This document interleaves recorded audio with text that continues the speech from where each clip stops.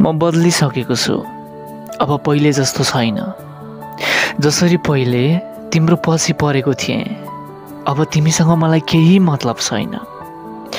आजभोलि त्यो खुसी मिल्दैन तिमीसँग कुरा गर्दा। जो पहिले पहिले त तिम्रो मेसेज देख्न साथ खुसीले पागल चाहिँ हुन्थेँ म।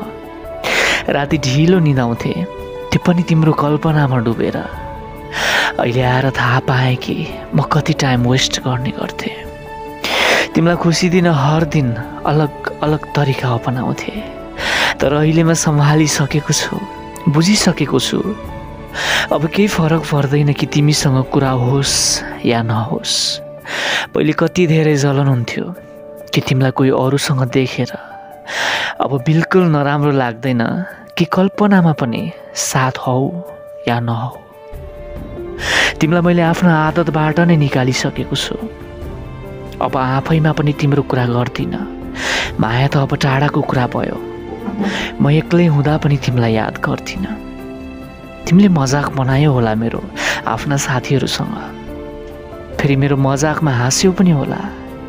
जो नाता एकतर्फी चलिरहेको थियो नि, अब त एकतर्फी पनि रहेन।